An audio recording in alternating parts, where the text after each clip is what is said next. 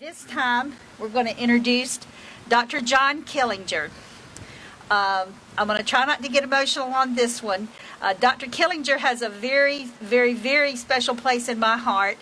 His wife, who I was never fortunate enough to meet, who actually was the pioneer for grandparent alienation. Without her, you would still probably not be hearing anything about grandparent alienation. We have come a long way in the past 5 years, and that's because of Ann Killinger. She started it, she got it rolling, and now we've picked up the ball and we're taking care of it and keeping the fight going and bringing more awareness to grandparent alienation as well as parental alienation. But John is going to speak to us about Ann. I've asked him to share with you about her because I think we should honor her today. Again, without her knowledge and without her guts, if you will, to step out and be known that grandparents are having elder abuse as well as being kept from the grandchildren who are being abused by their parents by not being allowed to see their grandchildren. And at this time, I'm going to introduce Dr. John Killinger. He's a writer of many books. He's got them here on the table if you'd like.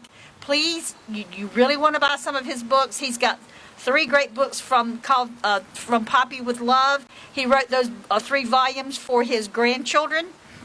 He's got a book that Ann wrote called A Son is a Son Till He Takes a Wife.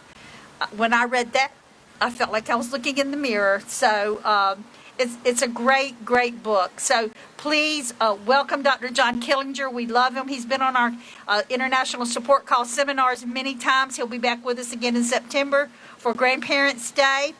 And we are honored to have him here with us today. So Dr. John Killinger.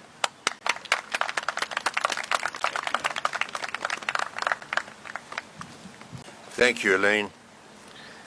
I couldn't turn down an invitation to come and be here today in Ann's honor. Elaine asked me to say a few words about Ann and who she was, and I'm very happy to do that. Ann passed away a little over 2 years ago, and I'm still living with the consequences of that. It would have been a lot easier if I'd had my grandchildren around me as support during this time. They live about 30 miles away from me, and I have only seen 2 of the 4 of them at all, and I haven't seen any of them now for about 12 years. Ann was a very special person. She would have been totally awed by the fact that anybody would say that she was the patron saint of a movement like this. Martin Luther, the founder of the Protestant Reformation, once said that he didn't know he was starting anything when he posted those theses on the door at the Church of Wittenberg. He said he felt like a man who had walked in his dream and he'd gotten hold of a bell rope in the center of the town and found that when he pulled on it, it woke everybody in the village. Ann would have felt that way. She had no idea she was starting anything. She wrote her book, A Son is a Son Till He Gets a Wife, as a self-expression. She was courageous to do it. There was nothing at that time in which anybody confessed that sort of thing. It used to be that parents who had children that were disaffected sort of were ashamed of that, as if, there's something wrong with me or something wrong with our family that we should be this way. What we've learned is, as people have come together, that this is a very widespread phenomenon in our culture. Another group that was spun out of someone's reading Ann's book was the Alienated Grandparents Anonymous group that is centered in Naples, Florida. That group was started about 4 years ago. It is now represented by chapters in every state in the Union. Many times there are 3 or 4 chapters in a single state, and it's in 19 foreign countries, which gives you some idea of the largeness, of the scope of this problem in our culture today. I wanted to just share a little bit about Anne, and I thought maybe the easiest way to do it was to read a paragraph from a little book that I put together about 10 years ago now for Anne's 70th birthday. Anne had given me a wonderful birthday party. We were living on Mackinac Island in Michigan during those summers, and she secretly got together about 100 friends from all over the country to come there and had a 2-day bash for my 70th birthday. So when her 70th came, I didn't know what to do. I couldn't top that. But I thought, well, we'll have some kind of testament. So I wrote a book about Anne and her life and appended to it the letters that many friends and relatives wrote at that time about her. We called it Annie at 7-0, at 70. And it was a pictorial book and so forth. And in the last chapter, I tried to sum up who Annie was. Who is Anne Catherine Killinger at 70 years of age? She's the most beautiful woman I've ever known. She's the same little girl she was at the age of 3 when she was learning to play the piano, only now she plays Bach and Mozart and Chopin with ease. She can get the same threatening look in her eyes she had when her daddy asked if she should be reading a book, only now it is tempered with love and compassion. Her hair is turning silver, but is so gorgeous that people stop her to ask if she had had it streaked that way. Her hairdresser said she should never submit to a permanent because her hair is so naturally wavy the way it is. She still sports the same shapely figure she had at age 20 and 30, and women friends are always fussing that she hasn't spread or torsoed up the way they have.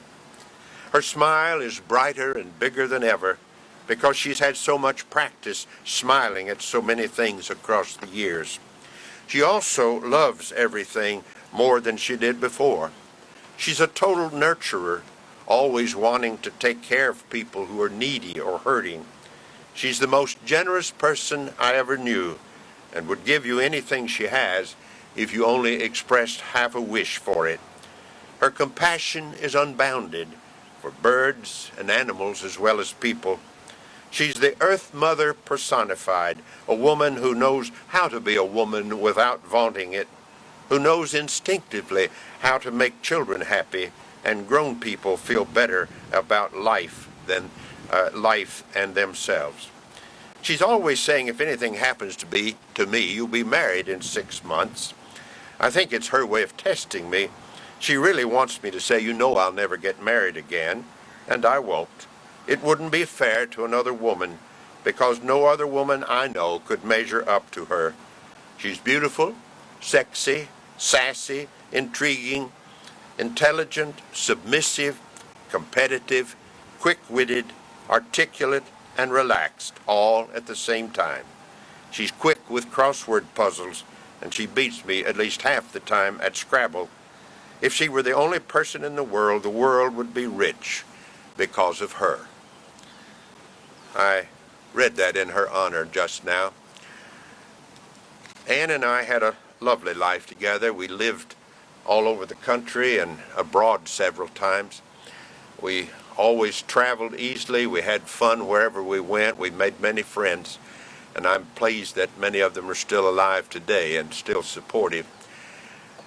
The one thing that happened in our lives that was tragic and unavoidable, apparently, one thing that we didn't understand was the leaving of our son, the estrangement that came between him and his family. We were always a very close family. We played with our children. We took them everywhere. When they were 3 and 6, we went to live in the city of Paris for a year, and it was like one big vacation, one big picnic for all of us. And it was very difficult to understand how a son could demit that, could leave it, and could become somebody else. Our only solution to understanding it was brainwashing, that here was somebody who became a totally different person, whose entire personality turned over, so that the look in his eyes wasn't the one that used to be there, and his demeanor was certainly not what it had once been. Why did this happen? Brainwashing was the only way we could explain his side of it. His wife's side, well, she came from a dysfunctional family, and I suppose she didn't want to compete or have her family compete with one that had been so functional, so together, so loving, so caring. And I think in some ways she was jealous of Ann. There was this sense that she could not compete with her husband for the love of this woman who had been so unselfish, who had given him so much through the years, who had meant so much.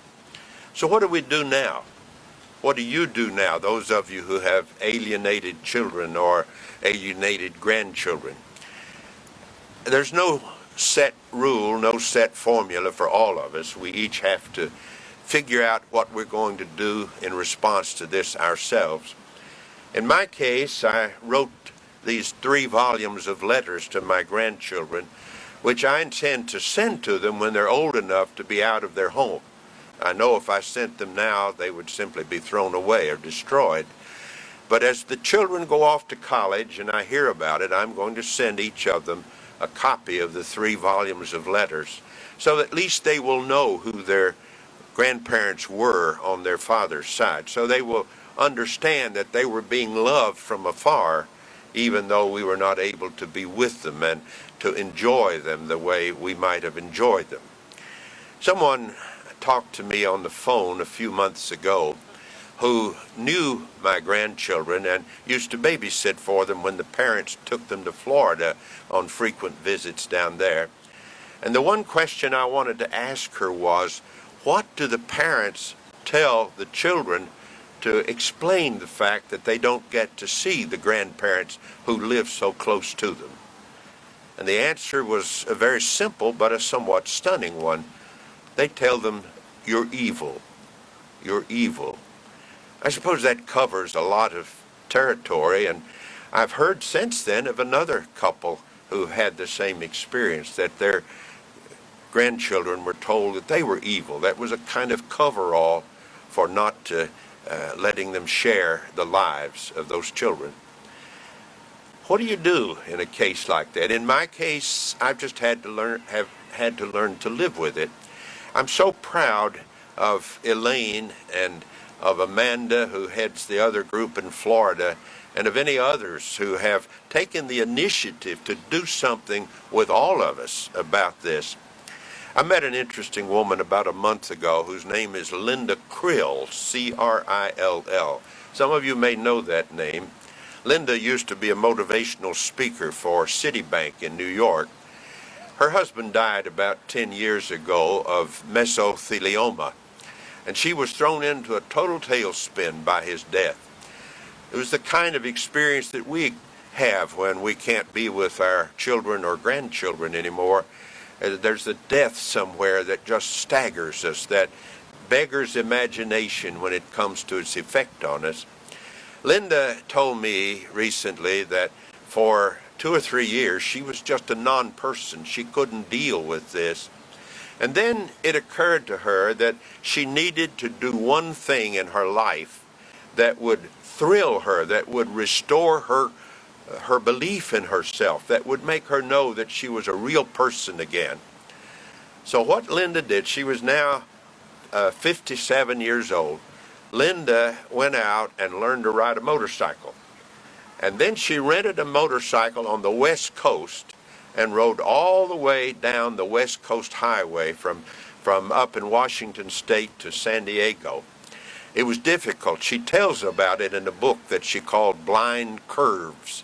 Because she called it that because she said so many of us come around blind curves in life and we don't know what we're going to meet when we get around that curve. It's a very descriptive term that motorcyclists use freely.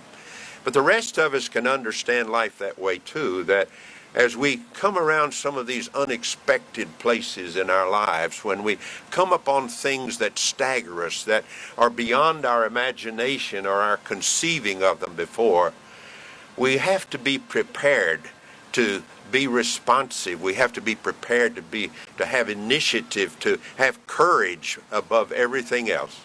And Linda tells in her book how this restored her life. She did something that symbolized to her the power that was still in her life.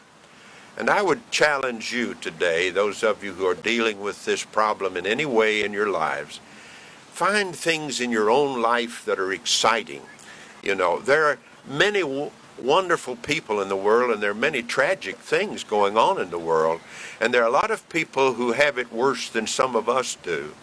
Let's unite with them. Let's join with Elaine and others who are trying to do something, not for us just alone, but for others, to help other people. To the extent that we involve ourselves in the pains and sufferings of others, we will begin to feel our own pains and suffering alleviated somewhat. We will begin to understand that life is a lot more than just taking things submissively and regretting them and worrying about them and weeping about them for the rest of our lives. Elaine, we thank you. We are proud of you. We think you're doing a wonderful job, and we're all here to support you. God bless.